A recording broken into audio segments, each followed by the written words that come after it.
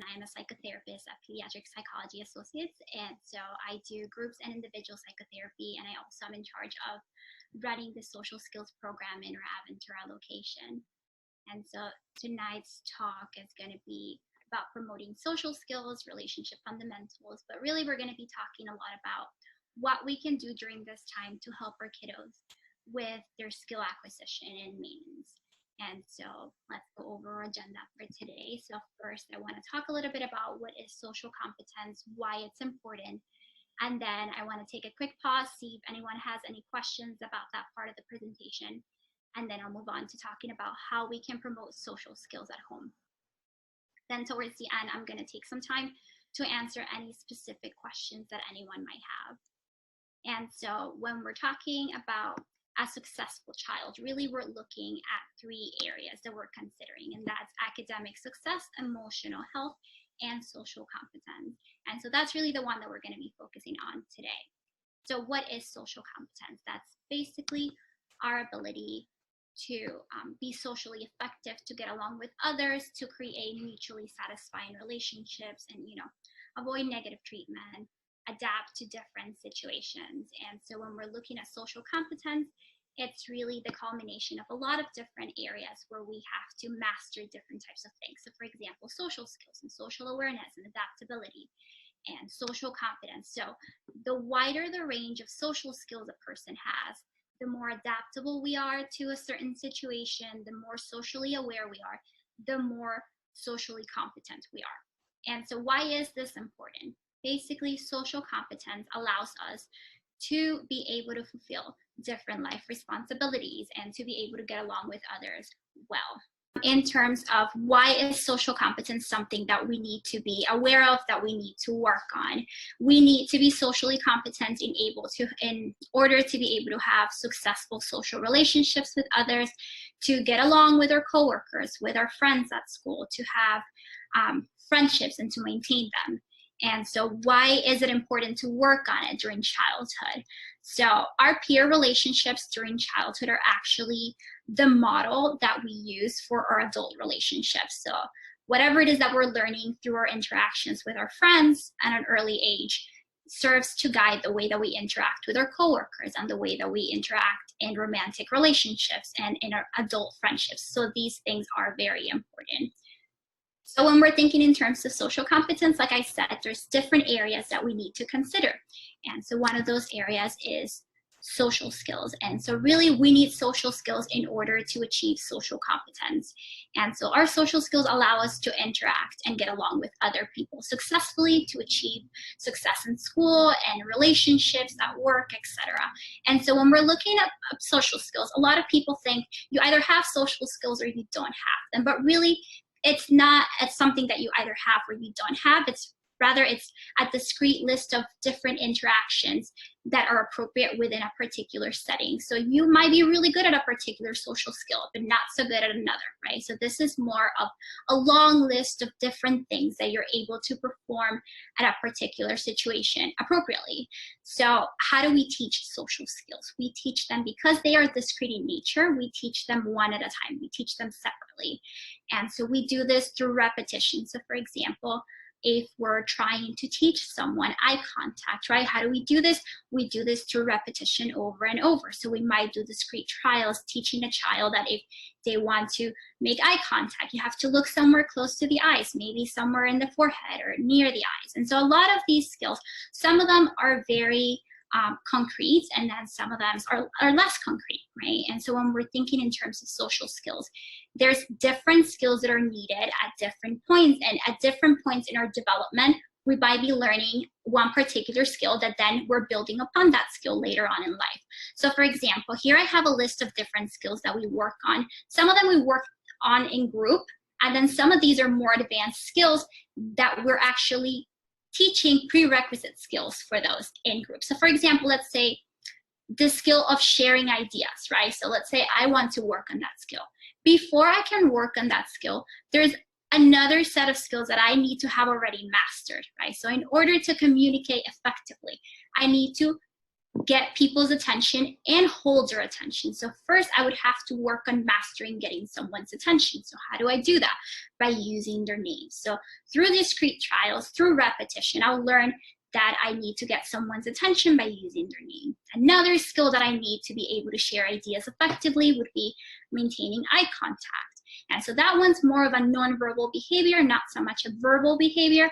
And so there's a lot of different types of skills that go into me sharing ideas. So eye contact, getting someone's attention, my tone of voice, my volume, being able to modulate those things, being able to maintain appropriate personal boundaries and space. So if I'm talking to someone too close in their space, that's probably not going to be an effective way for me to communicate what I want to say. If I'm talking to them from across the room, that's also not going to work. So all of these different skills, I need to work on them individually. And so once I have all these skills, then I'm going to be able to successfully share my ideas and achieve this higher order skill. Okay, so I'm hoping that that was a quick explanation of how we work on social skills and why they're important. Another thing that's really important for social competence, another requirement, is executive functioning. And that one can be its own separate talk. So I'm going to try to keep it brief. So really, when we're thinking in terms of executive functioning, we're looking at different things, like, for example, our ability to problem solve, to plan, to regulate our emotions. And so really this comes into play within a social setting in a lot of different ways. So let's say that I want to play a game with my friends or by myself, I'm not sure, want to play a game. So I don't just say I want to play a game and then play a game, right? There's a whole process that's going on internally for me to be able to do that. So I have to figure out, what game do I want to play? Who do I want to play with? Where? Should we play now? Should we wait till after lunch to do it? What are the rules of the game? So that takes on a lot of planning, a lot of organizing, being able to problem solve, right? When we're actually playing the game, am I able to follow the sequence of steps that you need for the game? So, right, it's like my working memory. Am I attending to the game, or is my mind elsewhere? If I'm not attending to what I'm doing, I might miss something. I might miss a turn, or if somebody's trying to be sneaky, I might miss it. And then when my mind returns to the game, then I might get upset because I wasn't paying attention and now somebody skipped my turn, right? Another thing that it's really challenging for a lot of our kiddos is impulse control and emotional regulation. So we can see that when we're playing games too, right? The ability to wait for my turn if my friend's taking a long time, to not grab everything that's in front of me. That's that impulsivity, that impulse control. Emotional regulation, we see it a lot with our kiddos as well, when they're unable to get what they want. So I wanted to go first, but I couldn't go first, and my friend went first, and now I'm upset and I don't want to play anymore. Or I didn't win this round and now I don't want to play anymore. Am I able to be a good sport and regulate my emotions and let things go and be flexible? Or am I more rigid in my thinking and it's going to be either my way or the highway? So when we see kids with executive functioning difficulties, oftentimes we see, difficulties in planning and organizing play. And so those are the kiddos that sometimes might spend 40 minutes trying to figure out the rules of the games and how we're going to play it, and spending actually less time enjoying themselves and playing. And we see this also at school. We see it across different situations. So really, we need to be able to do these things in order to be socially competent. And so we've talked a little bit about the requirements for social competence. Now let's talk about how to build it, right? So in order to teach social competence, we have to consider many different processes that are prerequisites, so to speak. So these prerequisites are for effective social perception. So these things start from our ability to attend to what is going on around us, to understand, make meaning of that information, to problem solve, and accurately consider all the different options that we have and really pick the one that's most appropriate for this setting, and then what we call the social output. And that's where social skills come in. So first we're attending, then we're interpreting, problem solving, and then we're looking at our social skills. So those are 4 different things.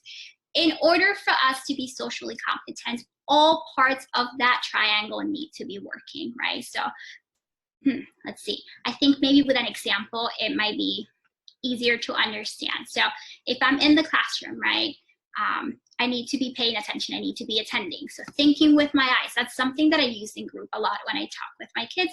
So I say, think with your eyes. That means look at the stuff that's going on around you, take information from your environment.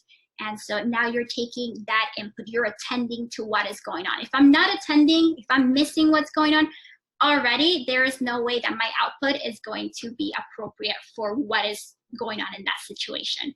So social attention. So I'm in the classroom and I'm attending, I'm paying attention to what my teacher's saying or doing. Then I'm taking that social input and I'm trying to make meaning of it. In my head, I'm trying to interpret, what is she saying? What does she mean? What does she want me to do? When my teacher's maybe, she finished the lesson and she's asking a particular question.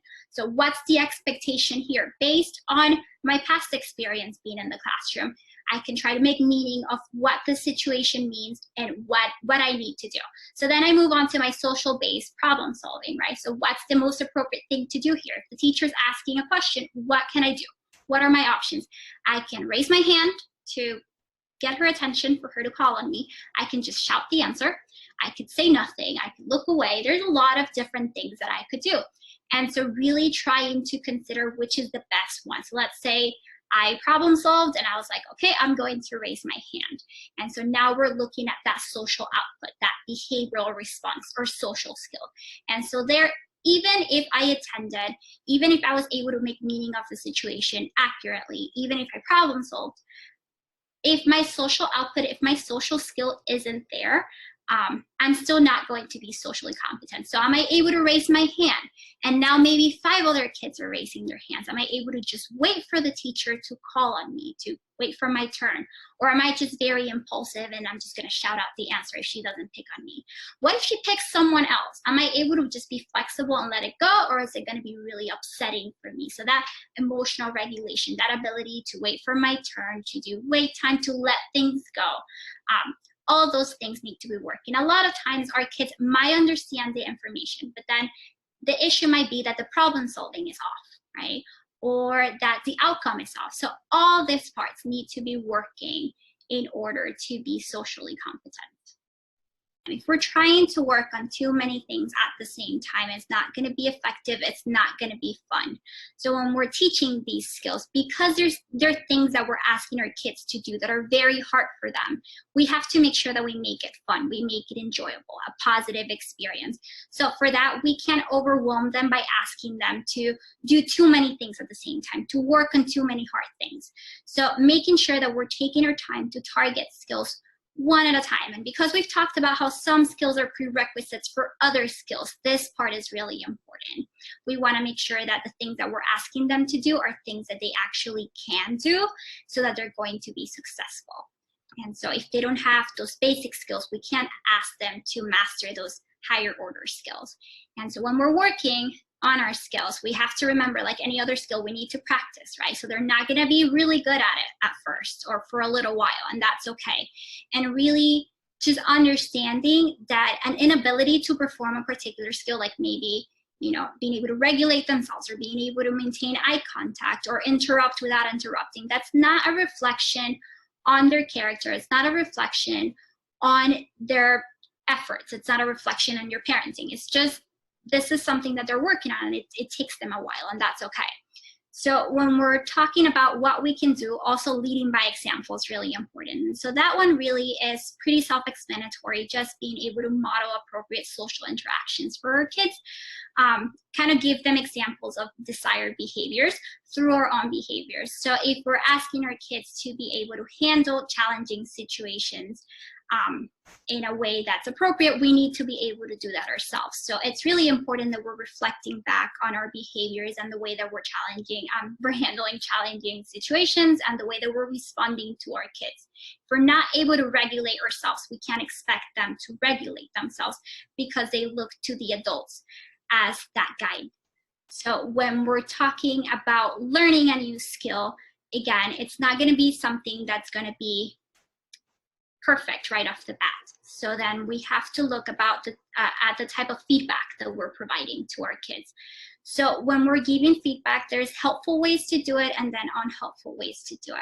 We're always very quick to give constructive feedback and point out what are the things that someone could improve upon, but oftentimes the things that are going well and the things that they're doing well might go unnoticed just because the expectation is for them to be able to do that, right? So we need to really take a step back. And in the way that we give our feedback, when we're giving constructive feedback, it has to be very concrete, very specific. I don't want us to focus too much on what it is that they're not being successful in, but rather, you know, what they tried and did it work? Maybe it didn't work. That's okay. We can try something different.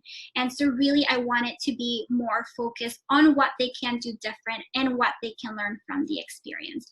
I want to make sure that when we're giving that type of feedback, we're also putting it in between positive feedback. So positive feedback, something that they're doing really well. This is what we need to work on, positive feedback. Because going back to, I think it was one of the first slides that we went over when it comes to social competence. Social confidence is really important. And unfortunately, a lot of our kiddos, because they notice that they're not as socially successful in making friends and relating to others, their social confidence might not be very high. So we want to make sure that we're not just pointing out the things that they're not doing well, that we're also acknowledging their efforts and the things that they're doing that maybe they're not being successful in, but they're really, really trying.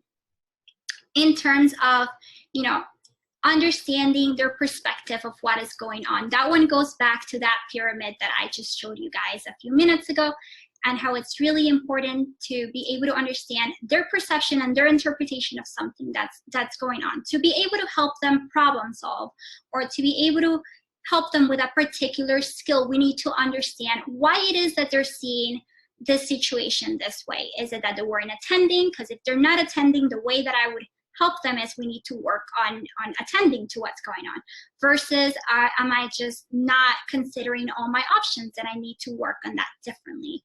So really understanding their perspective is going to give you like a world of information as to what is going on and how to help them. In terms of making sure that we are reducing frustration and we're keeping this as fun as possible, we want to make sure that we're setting clear expectations and that we're providing structure. So like I said, we're learning a new skill. This isn't easy. Okay, so when we're talking about setting clear expectations, that's really important. This is actually a really good way to reduce unnecessary frustration and to facilitate flexibility, because when we give our children very concrete steps of like, this is what's going to happen, not just the expectation for their behavior, but what they can expect from us or from a particular situation, then it's easier for them to try these new things or to work on these things that are not necessarily as easy for them. So when we're looking at expectations, it's really important that we unpack that social interaction that oftentimes so many of us don't really think about, but for kids might be very hard, and consider what are the expectations for a particular situation, what's expected there, and then what's unexpected too. So we need to talk about also what's not okay to do in this particular situation. So when it comes to behavior mapping, it's really taking that social expectation and addressing in a particular situation what's unexpected behavior versus an unexpected behavior. So for example, running around, right? So I don't want us to talk about their behavior in terms of like whether it's good or bad, but rather expected or unexpected, because most behaviors, they're not necessarily good or bad. It really depends on the context, right? So if they're running around, it's not bad that they're running around, but it might be unexpected in a particular circumstance. So if they're running around in the park, that's totally expected, that's fine. But if they're running around at school or in the classroom, that's unexpected. So if I'm running around in the classroom, it's unexpected. Other people are going to have thoughts and reactions to our behavior. So how is my teacher gonna feel? Or what is she gonna think if she sees me running around in the classroom because I'm doing something that's unexpected? She might feel uncomfortable, she might get mad. And then how is she going to react? She might send me to the principal's office or call my parents, and then how am I gonna feel? And really tie it back to how their behavior ends up affecting them. So if I'm sent to the principal's office, I might feel sad, or I might be worried that now my parents are gonna be really mad, or whatever it is. So that would be an unexpected behavior in the classroom? What would be an expected one? To, to sit around. If I need to get up and I need to walk around because I have a lot of energy, maybe instead of running around the classroom, I could just ask my teacher for a break and maybe stand in the back of the room. And so then how would she react to that? Maybe she'll, because it's more expected than running around, she'll probably have a positive opinion or a positive thought about me. And so then how is she going to react? She's not going to be really mad. So she's not going to get me in trouble. She'll let me stand up because I asked. And then, eventually I can sit back down. And how am I going to feel? I'm probably going to feel happy because now I'm not in trouble. Using visuals can be really helpful for a lot of our kiddos. They're very visual learners. So being able to just have that sequence of events broken down and be able to see, okay, this is the schedule. This is what I'm doing first, second, and third. Or being able to process certain emotions with visuals are really helpful. So some of you that are in my group, I know that we're familiar with this visual, right? They're red, yellow, green. Zones of regulation. So for a lot of my younger kids in particular, they have a hard time sometimes verbalizing their emotions, right? So it might be difficult for a 5-year-old to tell me that he's frustrated, but he can identify the feeling that he's feeling red. Or for them to tell me that they're worried, but they might be able to identify that they're feeling yellow. So really relying on these types of visuals and things like that bridges that gap when there is either a language barrier or a cognitive barrier or whatever it might be. And it really brings us down to the child's level. And so that's a really important part. And so last thing would be, to practice, and more practice. We want to make sure, because it's a new skill, that we are getting enough practice across different settings with different people, right? So when we're teaching a new skill, we might see a lot of improvement in one particular setting with one particular person, but then it doesn't generalize right away. So I have this conversation a lot with a lot of the parents from my groups, that we start seeing a lot of improvements in group, and then we see improvements with the kids at home, but then it's not really translating to school right away. So making sure that we're all using similar language, a similar framework to address a particular skill that we're trying to teach is going to be really, really important. And so all these things we can do within a group setting because they are social skills. We need to learn them socially with other kids, with adults, with our families, etc. And so right now, I know that we're a little limited in terms of, our social interactions, right? Our kids are not really going to school right now. We're all mostly at home. Some of them have siblings, some of them don't. So how do we work on all these things right now in our current situation? We need to get very creative. And so I have some ideas that I wanted to share with you guys that have worked, and then some that I've heard from peers that work that I haven't necessarily tried myself. And so if anyone has anything that works for them at the end, might be good to share it with the whole group, because I want this to be a collaborative experience. So in terms of what we can do right now while we're at home, there's a lot of different things. So we can choose games to play with our kids, have a game night, right? Either if they have siblings that they can play with, or just with the parents, or whatever it is. We can pick games and be really intentional in the types of games that we're picking. So first of all, we want to make sure that there's something that's developmentally appropriate for the child, right? So social competence looks very different for a 5-year-old and for a 15-year-old. So the requirements in terms of skills that we need to work on are also very different. So when we're choosing games, we want to make sure that they're games that are going to promote communication, cooperation, turn taking, all these things. And so a lot of regular games that already we have available, we can tweak a little bit and modify them to target whatever particular skill it is that we're trying to work on. So for example, I have some ideas of games that I really like, and I think that they're very effective to work on some of these skills. So headbands, for example, the game headbands, where you put on the headband and the person has to try to answer questions to guess what item is on your forehead. That one is a really good one if you have a child that's struggling with emotional identification or emotional expression. So one person might put in a headband, and then instead of having an item, you might have just like a picture of an emotion, right? So you can get a picture card of a feeling, put it on your forehead, and now have your child try to give you clues about the feeling. So that really targets their ability to see that emotion and identify what it is and then explain to you what it looks like. So taking really that information and being able to convey it to someone else. Charades is also a really good one for emotions, more so for emotional expression, right? Because they have to act out a particular feeling. Apples to apples is a really good one to use if you're working on things like perspective taking, for example, because there's a person who's the judge, right? So everyone has to pick a card that that person's gonna think it's funny. So now you have to consider that person's sense of humor and what they like. So with a game like this one, might be good before you get started to go around the table and ask everyone, what's your sense of humor? What type of things do you like? And you might want to write them down. I use a lot the concept of friend files, which is like a regular file, but it's a file that we keep in our brains with information about our friends. So maybe before we play apples to apples, we make everyone a friend file with the type of humor that everyone has, right? So that we can keep that information there about that person. And when it's their turn, I reference my friend's file. Oh, they like silly humor. Okay. And so then I'll pick the silliest card I have because I'm trying to win. Talking about winning, let's prioritize having fun over winning or losing. And I know that that can be really hard for a lot of our kids, but this is a great time to just practice good sportsmanship, trying to let things go, not getting so hung up on who wins or loses the game, who goes first, second, or third. This is a really good time to try to practice that consideration, that flexibility.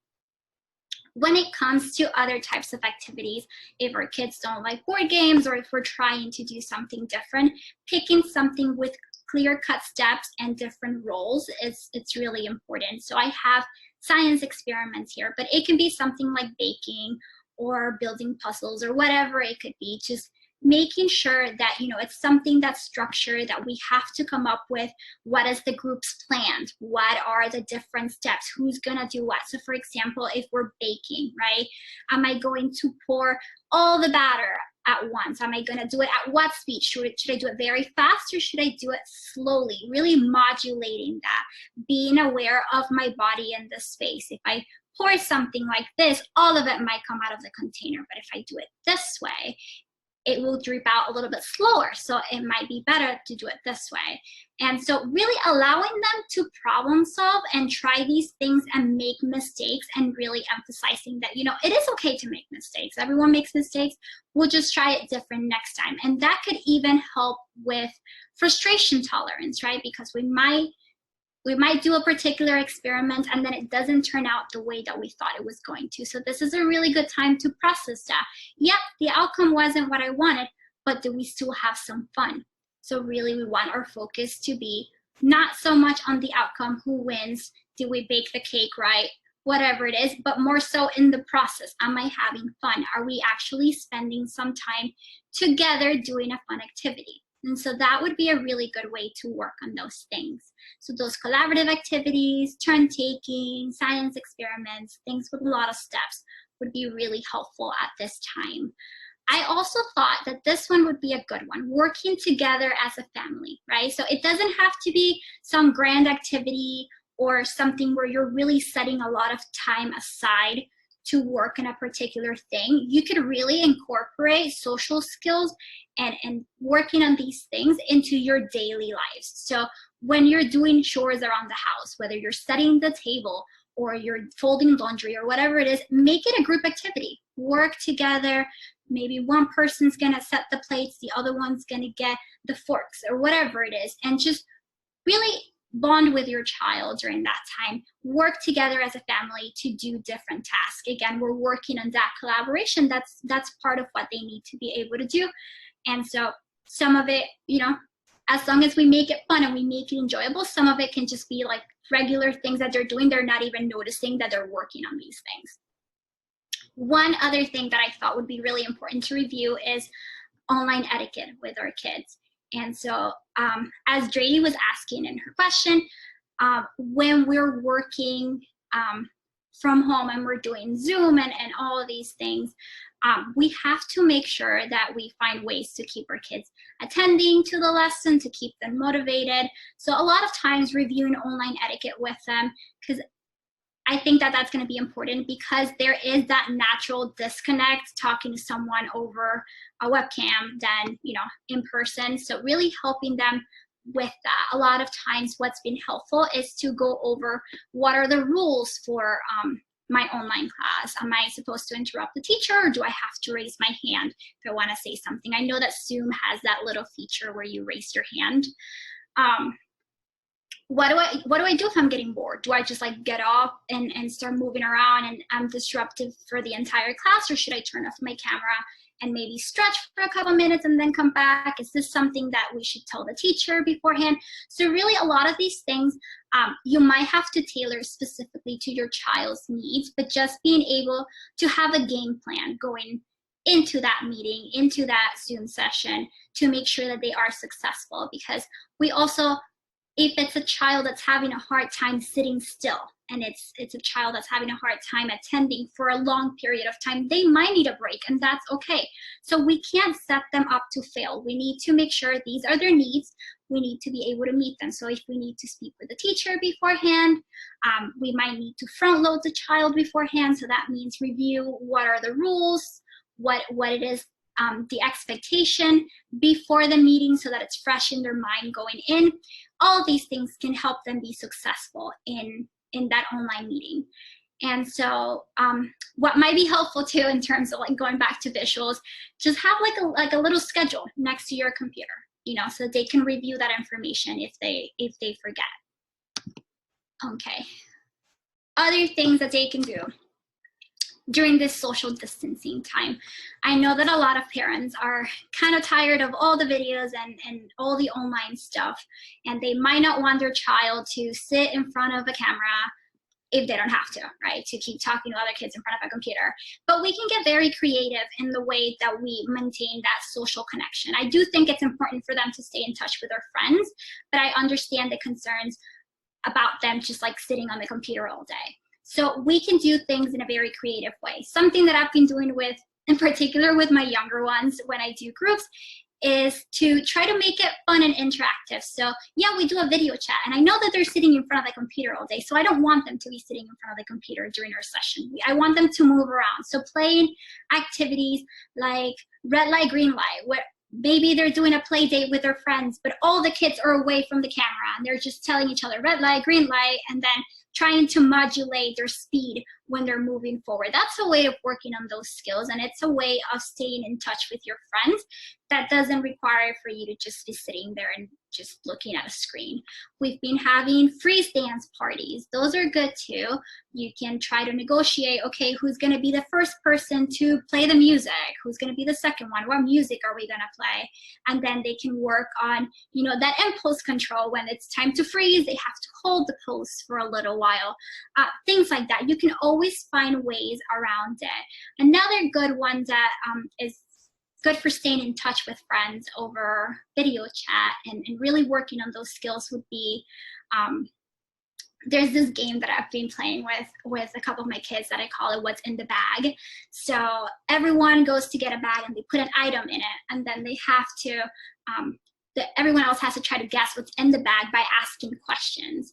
And so we're asking questions, and then the other person's given hints, and they have to consider whether it's a small hint, a medium-sized hint, or a big hint to try to guess. Also doing things like that could work on perspective taking or considering other people. Maybe I'll go look for an item that I think you'll like in my house, and then you'll go look for an item that you think I like from your house. And then we'll talk about why I picked this item. Going back to my friend file, maybe I have information that you like this particular toy, so then I went and I got it for you. Maybe you know that I like Legos, so you picked this Lego structure because you knew that I really like Legos. And so really working on those skills in a way that it's fun, it's interactive. There's also tools that we already have, like YouTube, books, things like that, that we can use to practice those skills. So you can watch a video with your kid and maybe turn off the audio and try to guess how is the person feeling by just looking at the facial expression or by looking at the context, right? Reading a book, maybe for the older kids, this might be fun. Reading a short story or passage, and then having them guess, okay, what's going on here? Help them problem solve. what should this person do next? How do you think they feel? That goes back to that, that same pyramid that we were talking about earlier. Using any moment really as a teachable moment. So we were talking about how doing chores around the house or setting the dinner table could be a teachable moment to work on those skills. Really, at any point, you could work on those skills. You just have to be a little bit more cognizant that, okay, these are the skills that we're working on, and making sure, again, that we're working on 1 or 2 skills, not too many, because we don't want to overwhelm our kids. Again, relying on visuals. These are things that, visuals like this one, you can make at home. This is just with construction paper. You can also just use a whiteboard. It doesn't necessarily have to be anything expensive or that takes a lot of work, but I've found that using visuals can be really helpful in terms of, for example, organizing our kids, right? So maybe drawing kind of like a comic strip and going through the sequence of steps and events helps our kids organize, okay, and that what would happen next, or what happened before, if they're trying to process a particular situation, or they're trying to problem solve and they're trying to look at all their different options. So these are all ways to work on these skills. Another thing that's really important while we're social distancing is to make sure that we are acknowledging their feelings. So right now, our kids, because they're stuck at home, because their whole routine has been thrown up, many of our kids are experiencing a lot of anxiety and a sense of like loss of control, right? And so that manifests itself in a lot of different ways, right? So some of our kids might be a little bit more irritable than they have been in the past, or some of them might be a little bit more resistant to certain things or defiant, right? And so if they're reacting to us in a way that's making us get upset, or that, you know, we want them to consider how their tone of voice is being perceived by us, first I want us to take a step back and try to understand, you know, their feelings, their interpretation of the situation before we jump into problem solving or having them consider us in that scenario. And then one really big one that I've been encouraging everyone to do is to schedule we time versus me time.